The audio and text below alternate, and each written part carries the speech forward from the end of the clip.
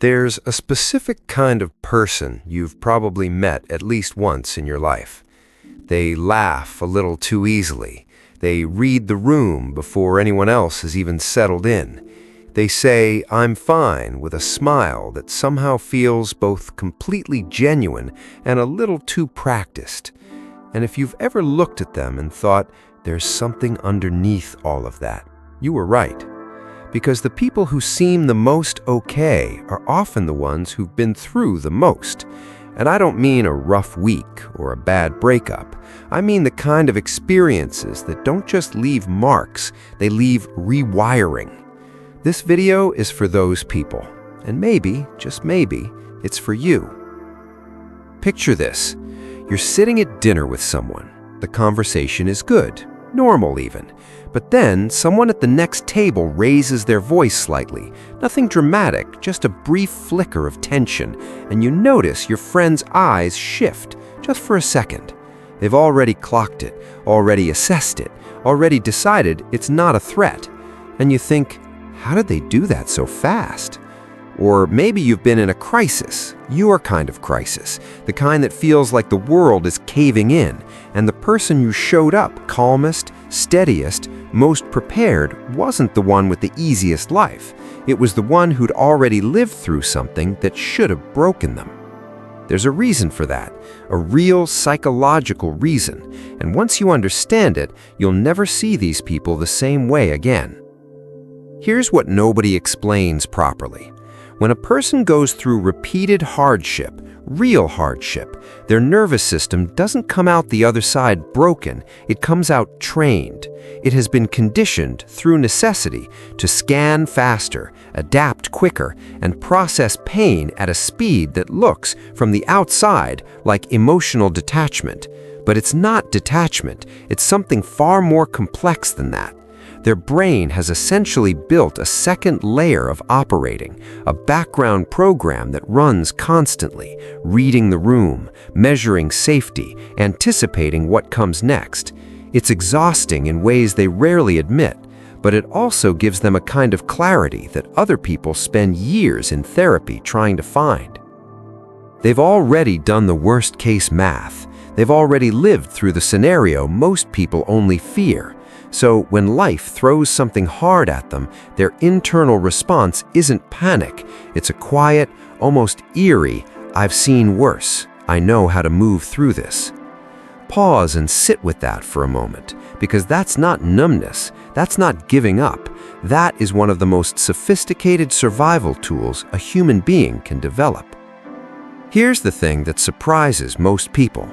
You'd think that going through too much would make a person hard, closed off, bitter, and for some it does, at least for a while.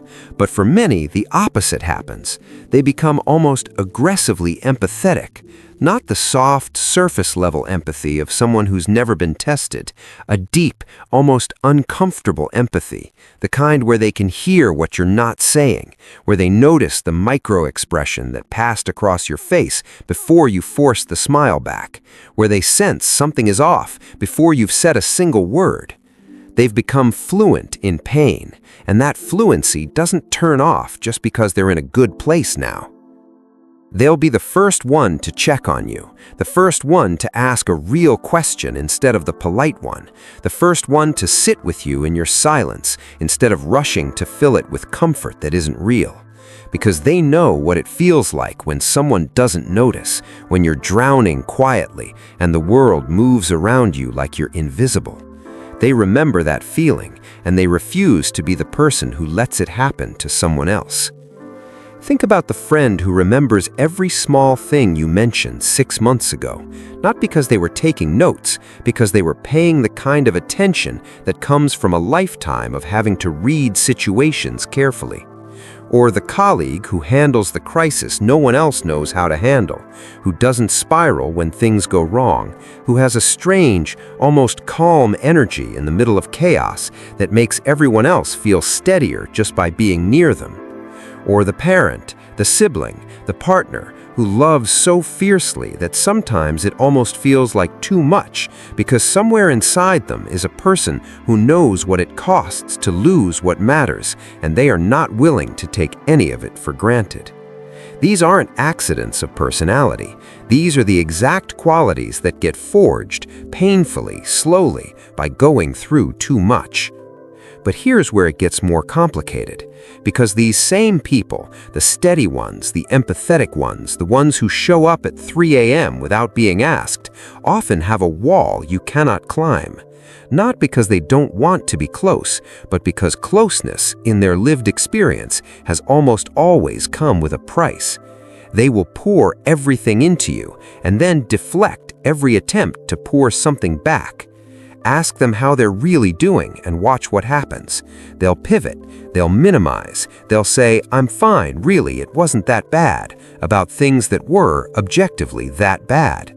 They've survived by convincing themselves and everyone around them that they're okay. And after years of doing that, the line between genuinely coping and just being very good at performing okay starts to blur. They need nobody. They've made that a point of identity, and it keeps them safe. But it's also one of the loneliest places a human being can live. And the painful irony, the people who are the most gifted at showing others they're not alone are often the ones who feel the most alone themselves. Now here's where the narrative usually stops. The sad part, the hard part, the cost of carrying too much. But I need to tell you about something that actually happens next. Psychologists have studied what happens to people after significant trauma, and what they found doesn't match what we assume. They found that somewhere between half and 2/3 of people who go through deep suffering don't just recover, they grow. And not in a vague, inspirational poster way, in a measurably real, psychologically documented way. Their relationships become more meaningful, not more necessarily, but more real. They stop spending energy on things that don't matter because they've stood in front of things that actually do matter, and they know the difference now. Their appreciation for ordinary moments becomes almost embarrassingly intense. A good meal, a quiet morning, a text from someone they love. Things that used to be background noise become the whole point. They will tear up at a sunset and not even apologize for it. And here's the twist nobody prepared them for. All that pain, the thing they would have given anything to avoid, became the exact thing that gave them access to a depth of living that most people never find. That's not a comfortable truth, but it's a true one. Stop for a second. If you're watching this and recognizing yourself in the hypervigilance, in the humor that's a little too dark, in the way you take care of everyone else while quietly falling apart alone, I need you to hear something. The version of you that survived, that's not the version you have to stay. The armor that kept you safe, it served a purpose. It still does sometimes, but it was always meant to be something you could take off when you were somewhere safe, not something you were supposed to sleep in for the rest of your life. There's a specific kind of grief that people who've been through too much carry, and it almost never gets named. It's not grief for a person, it's grief for a self. They grieve the version of themselves that trusted easily, the one that moved through the world without scanning it first, the one who didn't lie awake preparing for things that probably won't happen, the one who laughed without checking the room, the one who didn't have to rehearse being okay. They miss a lightness they barely remember having. And the most heartbreaking part? They can't even fully explain this grief to the people they love. Because how do you tell someone you're homesick for a version of yourself you never fully got to be? How do you mourn a childhood you were too busy surviving to actually live? How do you explain that sometimes, in quiet moments, you catch a glimpse of who you might have been, softer, more open, less braced for impact, and you feel a loss so specific it almost has a shape? That grief doesn't go away, but it transforms. Over time, it becomes something quieter, something that no longer demands everything, but simply sits there, a reminder of what was lost and what was found in its place. Here's what I want you to understand about people who've been through too much. They didn't become who they are in spite of what happened to them. They became who they are because of how they moved through it, imperfectly, sometimes barely, but forward.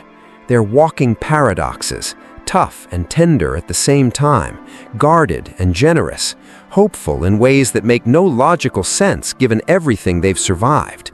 They've learned something most people never have to learn, that you can hold two completely opposite truths simultaneously, that life can be brutal and beautiful, often in the same breath, that strength isn't the absence of falling apart, it's the willingness to put yourself back together even when some of the pieces don't fit the way they used to.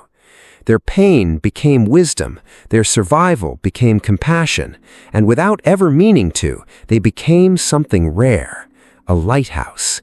Not because their life was gentle or their path was easy, but because they learned to navigate through storms that would have wrecked most people.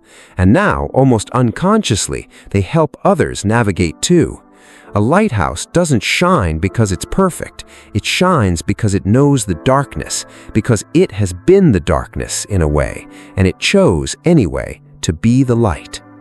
So the next time you meet someone who seems a little too comfortable with uncertainty, a little too calm inside the chaos, a little too quick to laugh at the hardest parts of their own story, just know they've earned every single layer of who they are.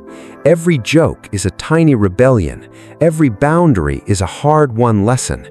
Every unexpected moment of depth is a scar that learned to speak. They've gone through too much. And somehow, remarkably, stubbornly, beautifully, they're still here, still trying, still feeling, still finding reasons to hope. That's not just psychology. That's one of the most profound things a human being can do. If this reached something in you, something you felt but never quite had the words for, share it with someone who needs to hear it. And if you want more videos that go this deep, subscribe. I'll be here, going there with you.